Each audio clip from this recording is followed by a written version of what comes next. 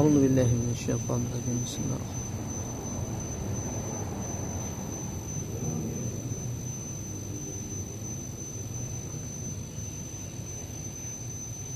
الله الرحمن الرحيم. Bismillahirrahmanirrahim. Qala musannif rahimahullah ta'ala wa nafa'ana bihi fid dharain. Wa 'an Abi Hurairah radhiyallahu anhu an Rasulillah sallallahu alaihi wasallam qala law kana li mithlu Uhudin dhahaban lasarrani an la tamurra 'alayya thalathu layalin wa inni minhu syai' illa syai'un ursiluhu ilayhi. Alhamdulillah, syukurlah segala nikmatnya. Jadi kita berkumpul kita membaca kitab Riyadhus Shalihin sampai hadis ke-10 pada bab istimewa zuhud pada dunia. Nah, di sini diriwayatkan dari Abu Hurairah radhiyallahu anhu. Artinya kurang lebih dengan awal hadis kemarin yang diriwayatkan dari Abi Dzar. Rasul bersabda, "Lau kana li, seandainya aku memiliki mithlu Uhudin dhahaban, emas seperti gunung Uhud." Ini bukannya Rasulullah menghayal pengen emas ya, bukan. Kalau kita baca hadisnya seperti kemarin dia sudah tahu maksudnya apa. Emas sebesar gunung Uhud itu apa namanya? Bukan sekilo, 2 kilo, seton, 2 ton. Kalau aku punya emas seperti gunung Uhud, lasarrani, sungguh menyenangkan, aku senang bahagia, an la tamurra alayya thalathul layalin, tidak terlewat atasku 3 malam, wa inni minhu syai', dan aku masih punya sisa dari emas tersebut. Jadi kalau punya emas sebesar gunung Uhud, pengennya apa Rasulullah? Nggak sampai 3 hari dihabiskan. Buat apa? Buat dibagi-bagi kepada orang lain, kepada sahabat. Jadi ketika dapat harta, pikirannya bukan menyimpan, bukan menikmati, tapi kepengen 3-3-nya habis. Gak mau lama-lama sampai lebih dari 3 malam lama. Yang kepengen beliau apa? Illa syai'un kursiduhu lidaini, kecuali sedikit yang aku simpan untuk dipersiapkan bayar hutang. Kira-kira kalau dapat uang 100 miliar, cita-cita dia apa? Banyak langsung kan? Rasulullah cita-citanya dapat sebesar gunung Uhud emas, cuma mau bayar hutang kan? Cuma mau bayar hutang. Memang kita ini sudah lewat syahwatnya tentang dunia. Karena macam-macam sebabnya. Pergaulan, yang kita lihat sehari-hari itu yang bikin kita mahabbah dan tamak pada dunia. Kadang-kadang kita coba tanyain orang kecil, coba bicaranya biar ketahui bahwa aslinya kita tuh masih bersih pikiran kita. Tapi karena lingkungan, karena yang kita lihat rusak. Anak-anak kecil, kalau kita tanya masih polos-polos, dikasih duit 100 miliar, mau beli apa? Saya selalu terus kayak gini anak-anak. Ada yang satu kalau saya kasih 100 miliar ya. Mereka belum paham duit memang. Jadi tahunya apa? Mau apa? Beli ciki. Dikasih duit 100 miliar, beli ciki. Satunya lagi yang tak minta beli sepeda. Tapi duit kayak gitu pasti lebihnya banyak. Mau yang lain? Yang mereka minta itu yang ada di pikirannya aja. Selesai. Yang lagi mereka inginkan saat itu yang lain. Terus kalau ada lebih mau buat apa? Terserah buat yang lain. Beberapa kali saya tanya anak kecil, pikirannya kayak gitu. Ada yang dikasihkan mama, ada yang dikasihkan tante. Karena mereka saat itu pikirannya cuma satu keinginan. Mulailah dewasa, banyak keinginan lain. Banyak. Biar mungkin kalau sekarang kayak diomongin ya, dikasih duit 10 miliar, mau nggak? Mau tidak? Jangan kata mau saya. Ya, mau kan? Terus dibuat apa? Kira-kira cukup nggak buatnya 10 miliar? Ini bisa aja, cukup nggak kira-kira? Wah, sangat cukup. Tapi kalau benar-benar dapat perang, itu belum tentu cukup. Kurang. Dari mana?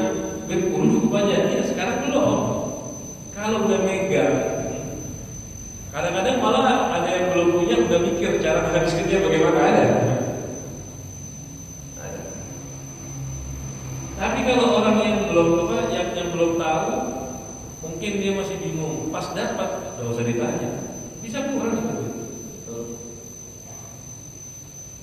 Bahkan ada yang belum dapat uangnya, udah tahu cara menghabiskannya, udah mikir 10 miliar kurang, mau lebih. Ada yang kayak gitu. Karena apa? Itu dia syahwat. Hasilnya dari mana tak mengikuti. Saya pernah tahu ada orang, kamu kalau dikasih 10 miliar apa harus punya mikir. Saya kalau dapat 10 miliar tiap hari mau ganti harta apa? Mau gini. Dalam jangka waktu beberapa tahun habis duitnya. Padahal umurnya masih muda. Dia udah ngerti cara menghabiskan hartanya. Beli mobil ini, beli rumah di sini, jalan ke sini, bertahun habis. Kita mungkin bisa sampai anak kita membiayai anak kita sekolah, kan kiranya gitu kan, panjang. Dia nggak buat dipakai dirinya sendiri habis. Dari mana itu? Karena banyak melihat kemerlapan dunia. Rasulullah SAW itu nggak pernah melirik kepada kemerlapannya dunia, nggak pernah melirik mobil mewah.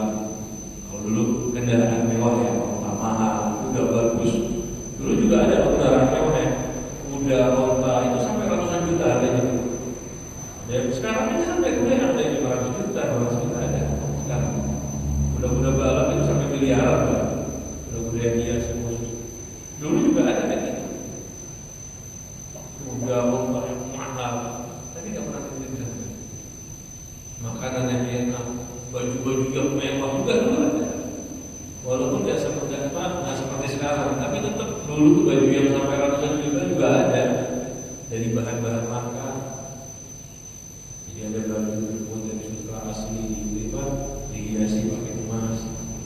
Apalagi sama dulu masih ada kalung-kalung dari intan yang besar yang belum ditaruh di museum. Dulu ada mewahan kayak gitu, tapi tidak pernah jadi. Sehingga kalau ketika dikasih gunung Uhud terbuat dari emas, apa yang diberikan Nabi? Tidak ada makanan, pakaian, kendaraan, tidak ada. Mau apa Nabi? Cuma mau nyimpan buat bayarku. Cita-citanya untuk dunia terlalu sedikit. Cita-cita untuk dunianya terlalu sedikit. Coba kita bayangkan kita, kalau dapat harta berapa?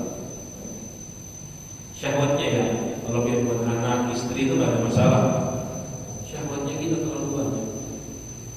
Makanya kita tuh sampai sekarang terasa takut harta, karena aslinya karena syahwat. Bab zuhud ini diajarkan kepada kita, bukan buat dia ke uang dunia. Nomor satunya bukan itu. Khususnya dia zuhudnya untuk orang umum muslim. Ngajarkan zuhud itu bukan kalau orang berhenti kerja, bukan kalau orang uang hartanya. Dan juga ini paling penting, ustaz yang ngajarkan zuhud, hati ini paling bahaya penyakit ini. Ustaz ngajarin muridnya zuhud biar apa? Biar harta muridnya disodakokan ke ustaznya. Ini kejahatan, bukan pelajaran. Yang zuhud Pak, zuhud mana duitnya sini? Sodakokan, sodakokan sini. Itu bukan ngajarkan zuhud. Itu ngambil harta orang dengan trik jahat, kedok agama. Itu nggak boleh begitu, itu jelas. Zuhud itu diajarkan nomor satu. Penyebab utamanya bukan karena uang harta, kenapa? Bukan karena nyuruh dia jadi miskin. Zuhud itu diajarkan agar pikiran dia fokus kepada akhirat. Kerja boleh, punya uang bagus, bagus. Tapi biar pikirannya dia fokus kepada akhirat, nggak terlalu membayangkan cinta dunia. Jadi zuhud itu ngajarkan kita semua biar nggak pikirin menikmati dunia, nggak mikir makan-makan, nggak mikir kendaraan mewah, nggak mikir tempat tinggal, pakaian yang berlapan. Biar kita nggak mikirin itu. Zuhud itu artinya seperti itu. Sehingga kalau dia sudah nggak tamak, nggak syahwat dunia, enak gitu. Coba kalau kita menghitung sekarang biaya hidup 1 bulan, satu bulan, maka kita perlu duit biaya berapa? Orang-orang beda-beda. Kalau ditanya kayak gini, ada yang satu bilang bulan 10 juta, satu bilang bulan nggak bisa, 1 bulan sampai 30 juta. Ada yang bilang bulan 1 bulan 2 juta aja cukup, 1 bulan 3 juta aja cukup. Kok bisa beda-beda dari mana? biayanya mahal sudah merasakan enak. Biasanya begitu. Sudah tahu ini dan itu, sudah mau macam-macam, sehingga dia punya standar tinggi. Kalau yang pikirannya cuma asal belum bisa makan, rumah listrik nyala, kalau sekarang belum listrik buat aku ya, anak istri punya baju, paling biaya listrik normal ya, biaya normal ya. Baik kalau harus ada hajat, nggak mungkin banyak. Dan memang kita nggak perlu terlalu banyak, juga jangan terlalu sedikit. Sedikit-sedikit menyiksa ya, boleh juga ya. Contoh memang kadang-kadang tuh ada orang jahat ya, pemimpin jahat. Orang dikasih jatah sehari 15.000, udah termasuk orang kaya misalnya. Nah, boleh. Kita lihat aja makannya kita normal berapa sehari, bisa buat makan beda-beda. Ada yang ngomongin bulan sehari 30.000 makan cukup, karena kan kita satu porsi wajar. Atau sekarang harga mungkin udah naik ya. Satu porsi wajar di daerah kita banyak kan mungkin 10.000 kan, nasi kuning 10.000, nasi ini 10.000, berarti 3 kali sehari 30.000. Ada yang mengatakan dapat segini udah enak, ada yang bilang ini kurang. Kenapa? Dia biasa makannya bukan porsi-porsinya kayak gitu. Satu kali makan 50.000 bisa lebih, karena makannya di tempat-tempat yang enak. Ada lagi yang 10.000 kebanyakan buat dia. Sehari makan bukan 10.000 3 kali, tapi 10.000 buat 3 kali aja. Loh, kenapa? Mampu makannya lebih sedikit, kemampuan perutnya sama, cuma syahwatnya berbeda. Syahwatnya berbeda. Ini kita perlu mikir-mikir seperti ini ada di sekali-kali. Jadi suhud itu diajarkan untuk kayak gini, biar dia nggak memikirkan maknanya. Tujuannya itu di hati kita. Nah itulah hakikat suhud. Hakikat suhud seperti itu. Kalau dia udah nggak ada keinginan, nggak ada nafsu ke arah situ, ke arah makan, minum dan sebagainya, dia fokus ke hal lain. Apa? Ya ibadah. Walaupun bekerja, walaupun cari nafkah, tapi fokus utamanya ke akhirat. Nggak ada ngejar, nggak ada ambisi, nggak ada. Karena dia sudah ada fokus yang lebih penting, dan dia nggak tertarik dengan balapan dunia.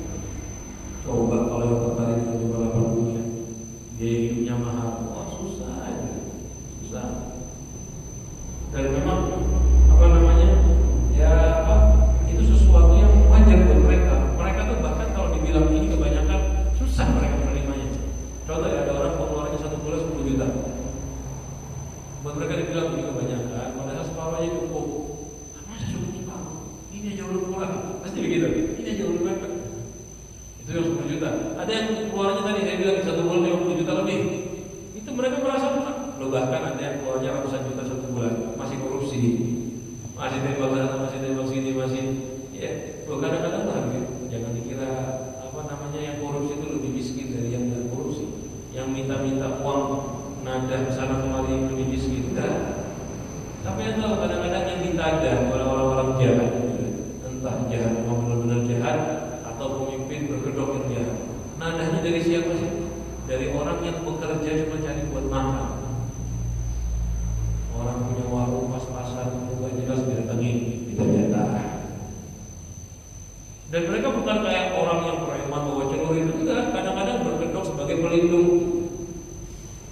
Saya jaga di daerah sini, daerah pemimpin ini. Kok bisa? Orang yang buat makan pas-pasan diminta duitnya memenuhi isi perut orang yang duitnya berlebihan. Harusnya dia duitnya dibagikan di sedekahkan.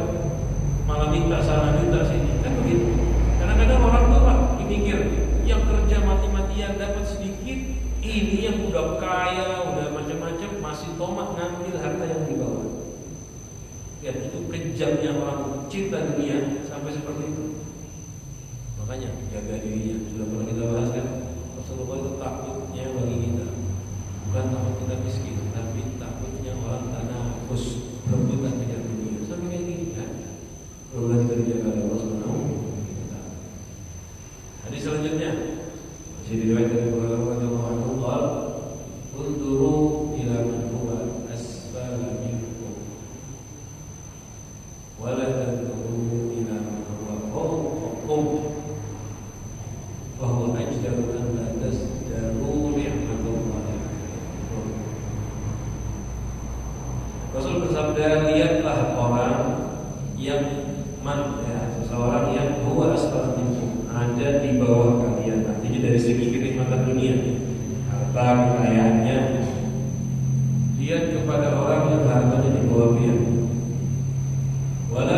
tanzuru ila man huwa fawqakum, jangan lihat orang yang ada di atas kalian, hartanya di atas kalian.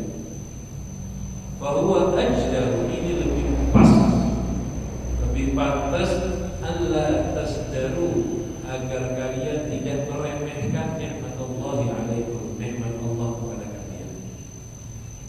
Di riwayatin, dalam riwayat Imam Bukhari, ini lafaznya Muslim.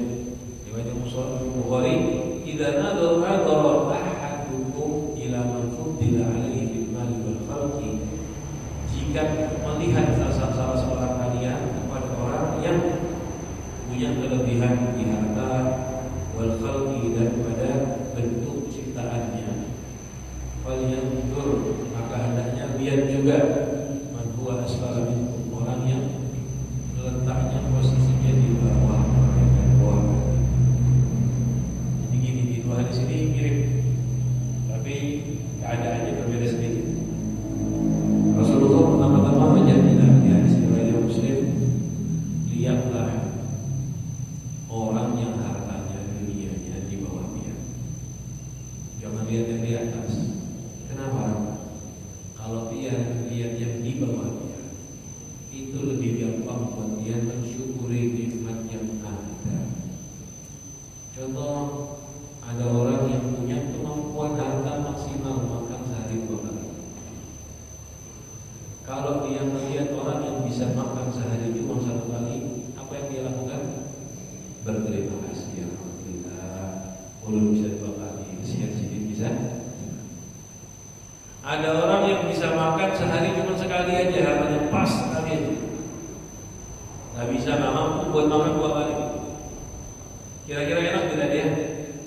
Bisa bersyukur nggak pada ini? Tergantung. Kalau dia melihat kepada orang-orang yang makannya 2 hari sekali, dia bisa makan sehari sekali, kira-kira bilang apa dia? Alhamdulillah, ulun masih bisa setiap hari makan, kesian mereka makannya 2 hari sekali. Nah begitulah dunia. Kalau dia lihat yang lebih bawah, dia bisa berterima kasih kepada Allah merasakan kenyamanan. Tetapi kalau kita melihat yang lebih tinggi dari kita, subhanallah, nikmat yang ada ini dikatakan dia bisa makan 3 kali sehari dengan porsi kayak tadi, bisa sehari makan sehari 30.000, 10.000. Lihat kawan atau kawan bisa mulutnya buat makan sehari habis 500.000, kira-kira apa rasanya? Terasa berat. Wah, berarti belum sedikit banyak orang makan 30.000, sini 500.000, hampir 20 kali lipat pengeluarannya daripada orang sehari untuk makanannya.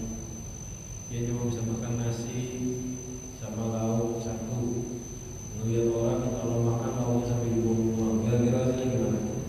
Susah. Bisa-bisa kita ketemu diri kita nggak enak. Pagi-pagi ke masjid kayak kita, alhamdulillah.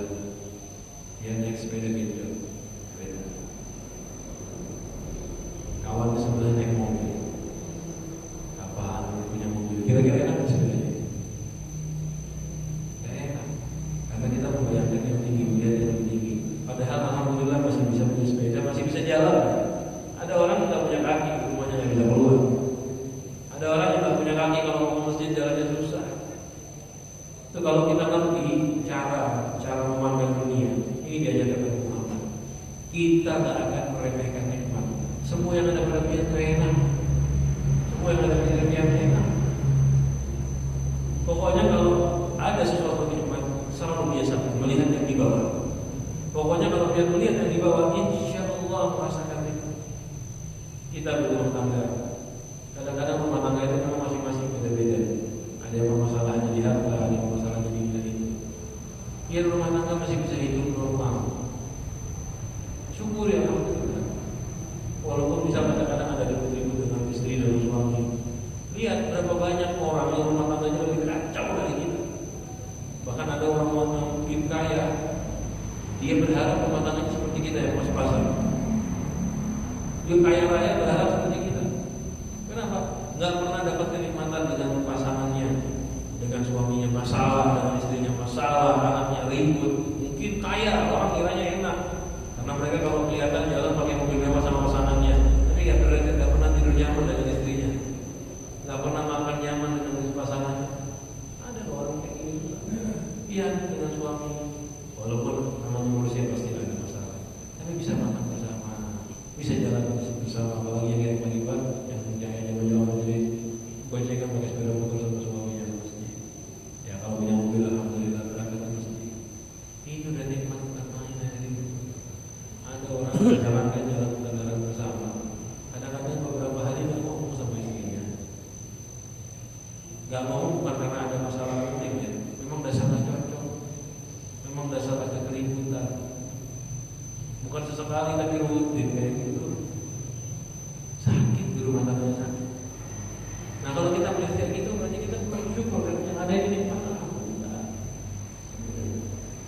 Dulu kita di pondokan diajarin kayak gitu sama guru-guru kita.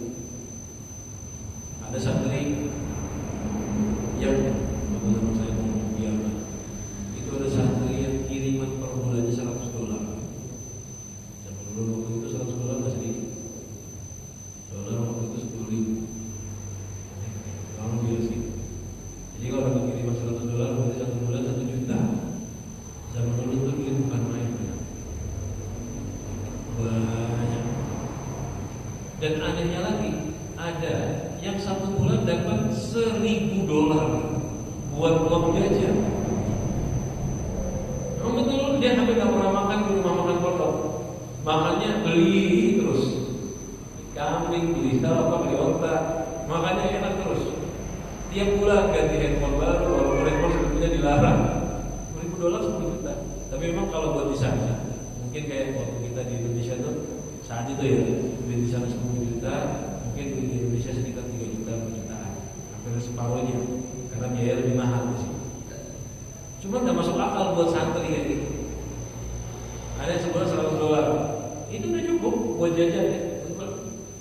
Ternyata ada yang setengah tahun dikirim $100 itu juta. Ada lagi yang lebih sakit 1 tahun belum tentu dapat kiriman. Bahkan ada satu santri yang kalau mau nyuci, tapi ketahuan sekolah itu dibantu sama kawan-kawannya. Kalau mau nyuci itu dia duduk di saluran wudhu yang paling ujung. Kenapa? Karena kalau yang di ujung tinggi nyiram membuang air sabun kan ngalir yang paling rendah. Dia nungguin ada satu bekas kawannya buat nyuci bajunya. Nggak cukup mau beli sabun. Padahal saya ingat dulu waktu itu harga sabun sekitar 35 real atau 40 real. Real Yaman ya. Kalau real itu 5.000. Ya harganya 3.000 rupiah. Sabunnya kecil yang buat sekalinya buat makan. Tapi ada yang susah ya. Jadi sebetulnya ini bisa kita lihat dari di mana-mana. Mau di tempat yang tinggal di rumah, mau di komplek, mau dimanapun juga. Lihat yang di bawahnya. Jangan lihat yang di atas. Kalau yang dari atasnya enak dari itu. Sekalipun yang punya kemewahan enak juga. Saya pernah duduk sama orang yang punya mobil mewah 5 macam. 5 mobil mewah yang harganya miliar.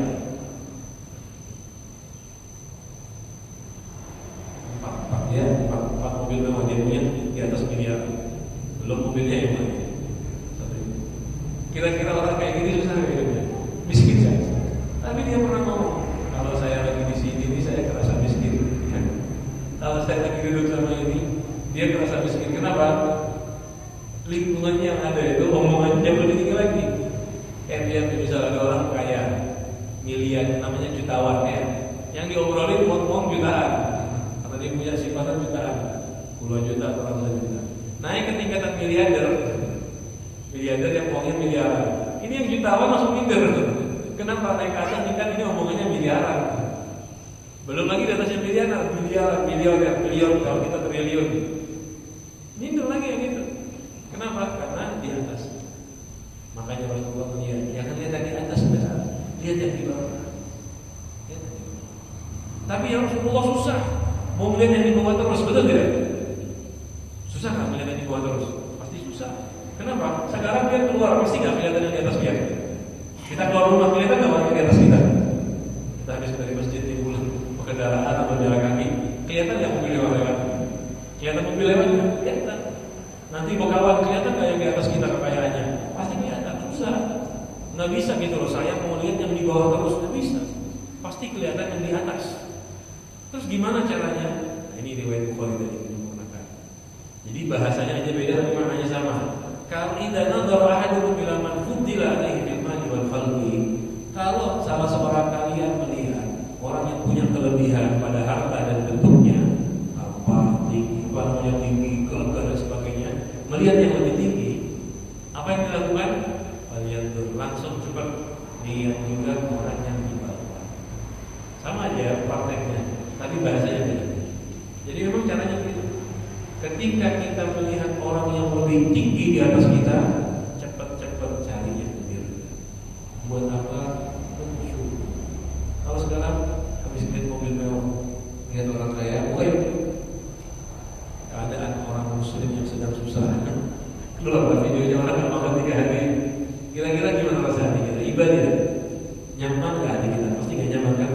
Langsung kesian dan langsung kita merasakan dia berada pada gitu. Jadi kalau nggak sengaja atau sengaja melihat orang yang di atas kita, coba cari lagi yang di bawah kita. Banyak, nggak mungkin nggak banyak. Orang yang di bawah kita dunianya banyak. Walaupun mungkin dia ngomong susah dan itu, tapi paling tidak kita berada di tempat yang aman. Ada yang bisa makan.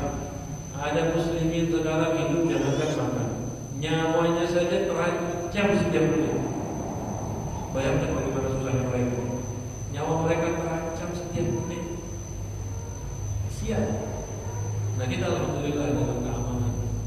Alhamdulillah hati kita bisa tidur, bisa tenang, mata bisa melihat dunia. Nah, lihat yang seperti itu membuat kita bersyukur dan tidak meremehkan nikmat. Ini nasihat mungkin sampai sering dengarkan ya, dari dulu ya. Dari kita dari kecil juga sering dengarkan ini ceramah. Ini bukan hal remeh. Ini benar-benar gaya hidup yang bagus. Pokoknya sering-sering lihat yang di bawah kita. Sering-sering lihat. Nanti tertanam di hati kita itu sedang berada pada titik. Pokoknya orang yang terasa kurang nikmat bukan nambahi harta. Orang yang terasa kurang nikmat, obatnya adalah melihat yang nikmatnya lebih sedikit. Itu kuncinya. Yang merasa dirinya kurang nikmat, obatnya adalah melihat orang lain, memperhatikan orang lain yang nikmatnya lebih sedikit. Maka di situ dia akan merasa cukup atau lebih. Tetapi saat dia kurang nikmat, dia lihat yang lebih tinggi. Jangankan orang kurang nikmat, obatnya orang nikmat itu, orang yang kurang nikmat, saya ulangi, orang yang kurang nikmat kalau obatinya nambahi nikmat akan sembuh. Orang yang kurang nikmat obatnya apa? Melihat yang lebih miskin, yaitu insya Allah cukup obatnya. Tapi kalau dia yang kurang nikmat diobati dengan cari nikmat tambahan. Kurang nikmat, nah saya tambahin nikmat sekian 10, sampailah target dia di 10. Apakah dia di situ hilang penyakitnya? Enggak, tetap kurang. Naikin lagi jadi 100, tetap kurang. Loh kenapa? Karena itu bukan obatnya. Sekarang nih, contoh kalau kita hitung pakai uang, dia dapat duit 1 juta, merasa kurang. Berarti dapat duit berapa? 10 juta bisa. Kurang nggak? Belum cukup. Sekali lagi dia dapat 10 juta, melihat kawan dapat 100 juta, kurang lagi. Dia dapat 100 juta, melihat kawan dapat 1 miliar, kurang lagi. Tidak ada habisnya dunia. Apa yang bikin selesai kayak gini? Perputaran nggak terhentinya, apa yang bikin selesai? Satu kan, orang tuh kalau dibiarkan melihat yang lebih tinggi, dibiarkan mengejar dunia terus, nggak akan habis. Dapat 1 juta, minta 10, dapat 10, minta 100, 100, minta 1 miliar, dan seterusnya. Bahkan yang udah triliunan duitnya masih kurang. Ada yang asetnya ratusan juta masih korupsi, ada yang punya kekayaan miliaran. Banyak loh, triliun apa? Miliarder dunia yang bukan cuma ratusan juta rupiah, ratusan juta dolar duitnya. Itu masih sibuk ngurusin dunia, masih cari kerja, masih cari nafkah lagi. Gak ada habisnya.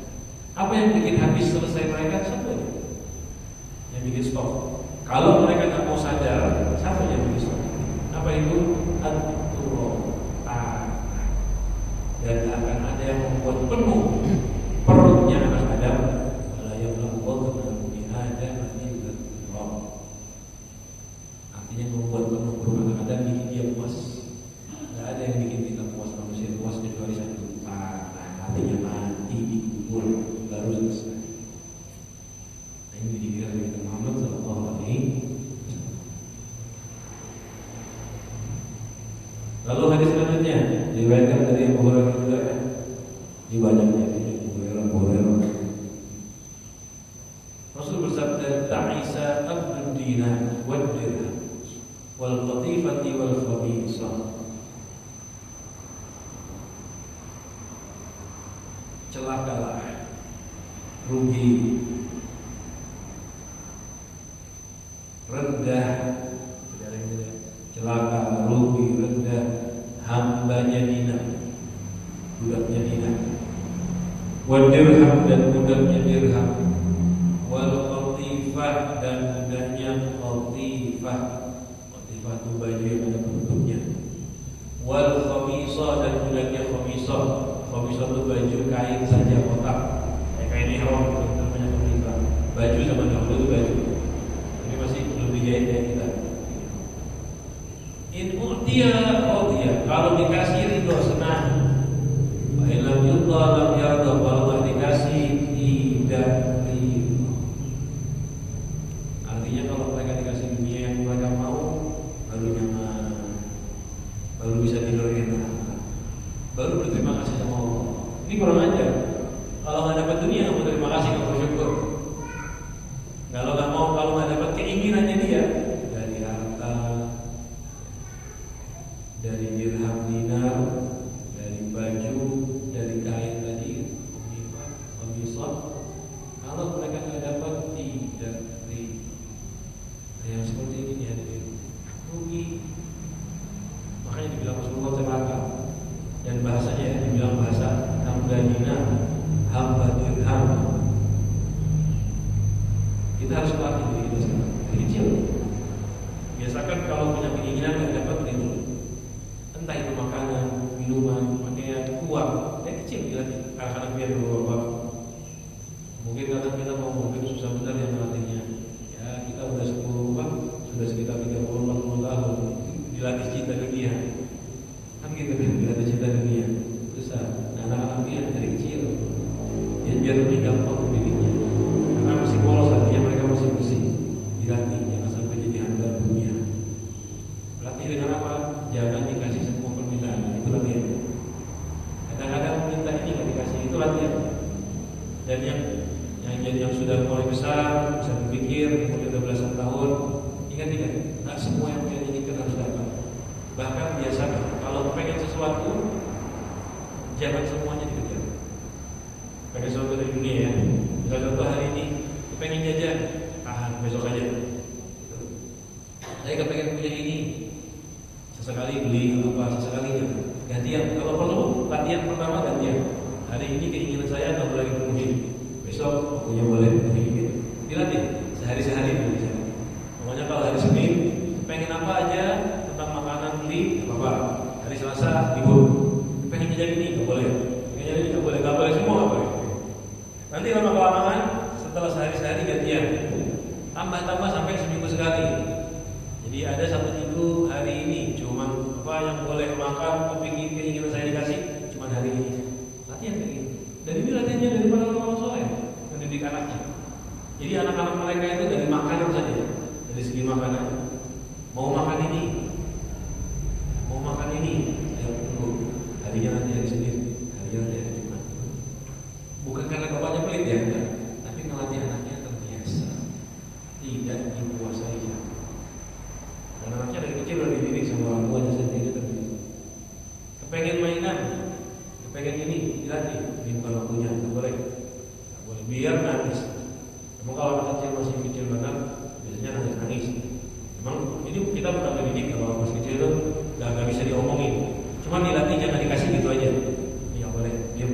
Nah, udah boleh bisa diajak ngomong, udah 10 tahun, 12 tahun, boleh diajak ngomong.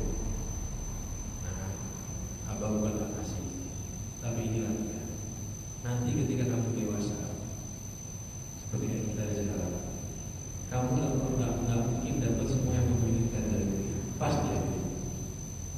keinginan kita ini berapa persen yang kita dapat? Sampai 100%, kalau yakin di bawah 50% rata-rata. Setiap keinginan dunia kita dapatkan mesti di bawah 50%. Syahwatnya mesti sedikit, separuh di bawah. Jangankan yang orang yang kaya aja, keinginan dunianya dia.